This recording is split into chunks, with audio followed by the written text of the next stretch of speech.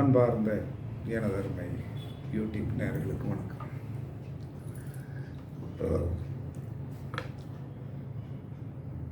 ஒரு வீட்டில் ஒரு மனிதன் நெடுநாளாக நோய்வாய்ப்பட்டு விட்டான். எழுப்பவும் முடியல. அதே சமயத்தில் அந்த ஆன்மா என்ன சொன்னால் பரிதவித்து கொண்டிருக்கு. இதற்கு ஒரு ஜட்ஜ்மெண்ட் இருக்கு. எல்லாரும் தெரிஞ்சு வச்சுக்கிடுங்க. இது காலத்தின் கட்டாயம். இதை சொல்ல வேண்டிய ஒரு காலம். அப்போ ஒருத்தர் வதப்பட்டு இருக்காங்க.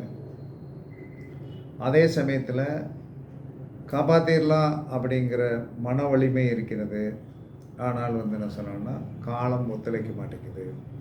நோயோடைய தன்மைகள் கொடூரமான கேன்சர் வந்தாலும், கிட்னி ட்ரபிள் வந்தாலும், ஹார்ட் சார்ந்த, லிவர் சார்ந்த எந்த இது வந்துட்டாலும் நீங்கள் வந்த காலத்திலிருந்து நீங்கள் செயல்படுத்த வேண்டிய ஒரு ரகசியம் இருக்கிறது. அந்த ரகசியத்தை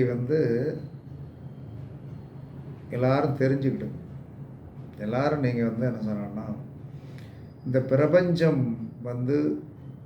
உங்களுடைய கர்மாவுக்கு தக்கனதான் சில விஷயங்கள் நடக்கும். அப்போ அந்த கர்மாவை நீங்கள் செயற்படுத்தி கொள்ள வேண்டும். அதை யார்கிட்ட கடைசியில் ஜட்ஜ்மெண்ட்டுக்கு விடணும். உங்களுக்கு உங்களுடைய உயிர் வேண்டும் என்பது உங்களுடைய எண்ணம். கர்மா என்ன சொல்லுகிறது என்று சொன்னால், அந்த உயிர் அவளை வதப்பட வேண்டும் என்று சொல்லக்கூடிய அந்த துன்பத்தை கொடுத்து விட்டது.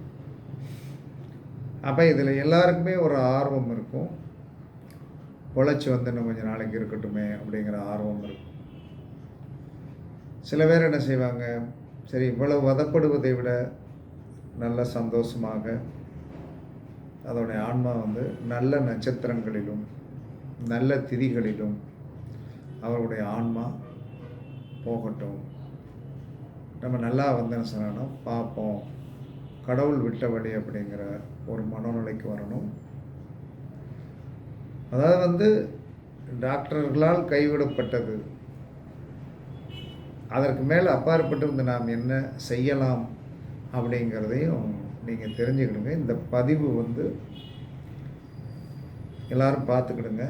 பார்த்துட்டு என்ன சொல்லலாம்னா, எந்த ஒரு மனிதனும் உடுத்தப்பட்ட துணி, அவங்க உடுத்தின துணி, ஆணாக இருந்தால் வேஷ்டி சாரமாக கூட இருந்தாலும் பரவாயில்ல, பெண்ணாக இருந்தால் அந்த அம்மா உடுத்தியிருந்த சேரி அல்லது பாவாடை, இதை நீங்கள் என்ன செய்யணும்னா எடுத்து அதை நீங்கள் துவைச்சி வச்சுருப்பீங்க. அதெல்லாம் அங்கே பிரச்சனை கிடையாது.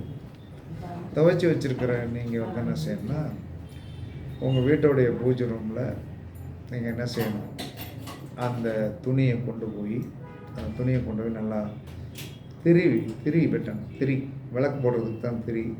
அந்த திரியை வெட்டி என்ன சொல்கிறான்னா, நீங்கள் ஒரு மண் கிளியஞ்சட்டியில் நல்லெண்ணெய் தீபம் போடும். அப்போ நல்லெண்ணெய் தீபம் போட்டு என்ன சொல்கிறான்னா, நீங்கள் முழுமையாகவும் பூஜை ரூமில் என்ன சொன்னால் நல்லெண்ணெய் தீபத்தை எரிய விடலாம். இல்லைன்னா காலையில் 1 மணி நேரம், சாயந்தரம் 1 மணி நேரம் எரிய விடலாம். அப்போ இந்த எரிய விடுவதன் மூலமாக என்ன நடக்கும் அப்படின்னா, இறைவன்கிட்ட இந்த கோரிக்கை வைக்கிறோம். ஒன்று தாவலையாக இருக்குங்க, இல்லைன்னா கூட்டிகிட்டு போயிடும். இந்த 2 தான் இறைவன்கிட்ட வைக்க முடியும். ஒன்று தாவலையாக இருக்கு, ஏதோ ஒரு இம்ப்ரூவ்மெண்ட் கொடுக்கும். இல்லை அந்த அம்மா வதப்படுவதை நாங்களும் பார்த்துட்டு யாரும் வேலைக்கும் சோழிக்கும் போக முடியாத ஒரு லெவலில் இருக்கிறோம். எங்களுக்கும் மனச்சங்கடமாக இருக்கிறது. வந்துவிட்டது, இனிமேல் நாங்கள் என்ன செய்வது, இறைவனிடம்தான் நாங்கள் இந்த பாரத்தை போட வேண்டும் அப்படிங்கிற ஒரு நோக்கத்தில் என்ன சொன்னோன்னா, அந்த மண்கிளி எஞ்சிட்டில் ஆண் பெண் உடுத்திய துணியில் திரியாக எடுத்து நல்லா கத்திரிக்கோள் வச்சுக்கிட்டு நல்லா கனத்தை திரியாக போட்டு நல்லெண்ணெய் ஊற்றி கிழக்க பார்த்து எரிய விடுங்க.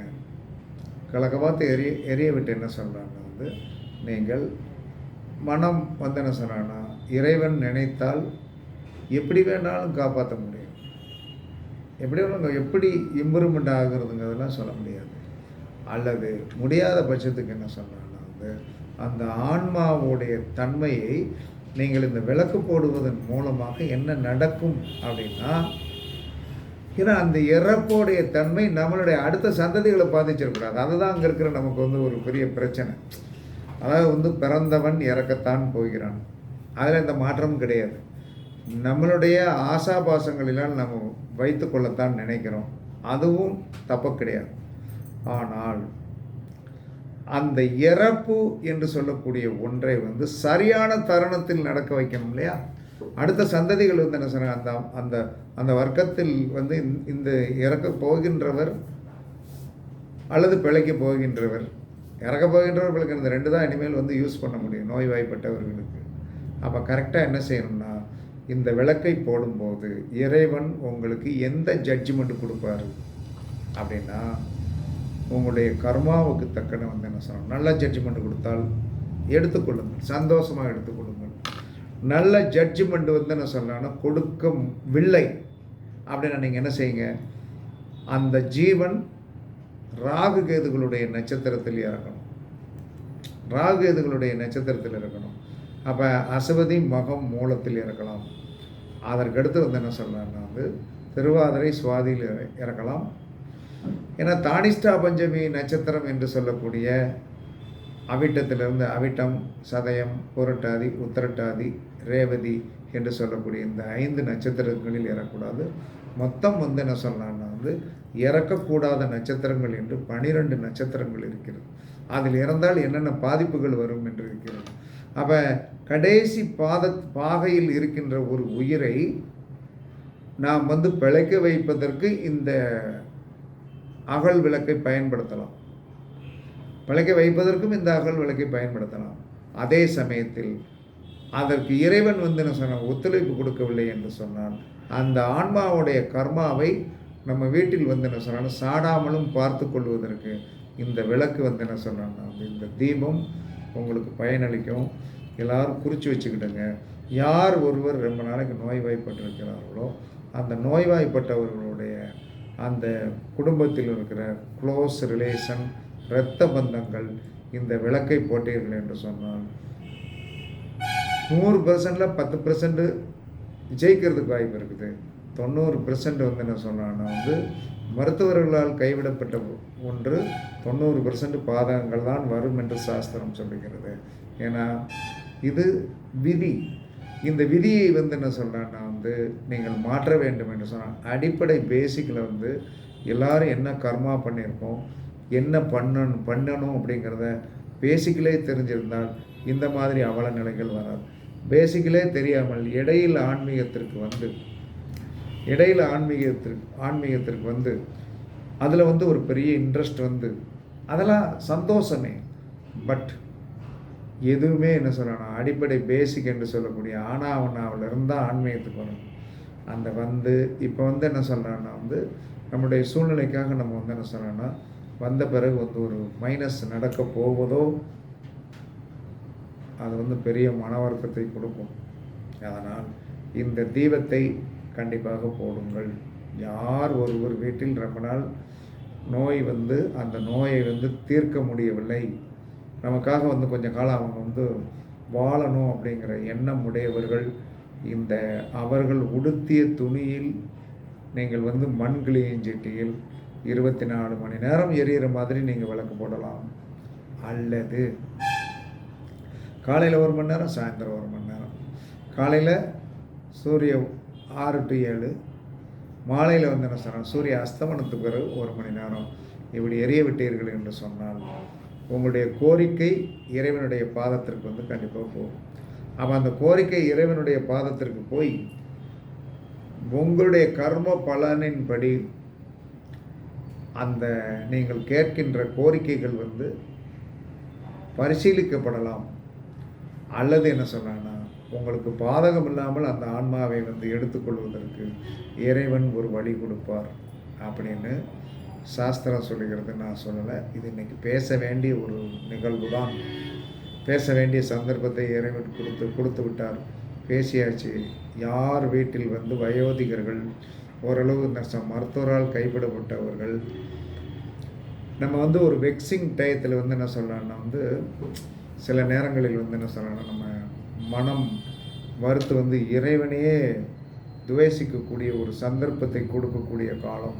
நாம் இறைவனிடம் ஒன்று கேட்டு அவர் அதை வந்து கால சந்தர்ப்பத்தால் நிராகரிக்கும் போது கடவுளையே நம்ம வந்து கோபப்படக்கூடிய ஒரு மனநிலையை உருவாக்குவார். தயவு செய்து அப்படி செய்யாதீர்கள். ஒரு ஆன்மாவிற்காக இனிமேல் இருக்கின்ற ஒரு 10 ஆன்மாக்களுக்கு உண்டான சாபத்தை நாம் வந்து வாங்கிவிடக்கூடாது. அதனால் இறைவன் என்று சொல்லக்கூடியவனுடைய பாதார விந்தரத்தில் சரணடையுங்கள். உங்களுடைய கோரிக்கை வைங்க. கோரிக்கையை வச்சு வந்தன சரணா அது நிறைவேறவில்லை என்று சொன்னால் இந்த இந்த இந்த மரணத்திற்கு பின்னாடி இந்த வர்க்கத்தில் வந்திருக்கிறவங்க சிறப்பாக இருக்கணும். மீண்டும் ஏதாவது வந்து நம்ம குடும்பத்திற்கு மைனஸ் வந்துவிடக்கூடாது அப்படிங்கிற நோக்கத்தோடும் இந்த விளக்கை நீங்கள் போட்டீர்கள் என்று சொன்னால் கண்டிப்பாக என்ன சொல்ல உங்களுடைய பாதகங்கள் குறைந்து வாழ்க்கையில் வந்து பெரிய வெற்றி கிடைக்கும் என்று கூறி உங்களிடமிருந்து விடைபெறுவது சிப்பிப்பாறை ஜோதிடர் சாதி ராகவன் ஜெயபாலாஜி. சுகமே சூழ்க, சுகமே சூழ்க. வாழ்க வளமுடன், வாழ்க வளமுடன். வணக்கம், வணக்கம், வணக்கம்.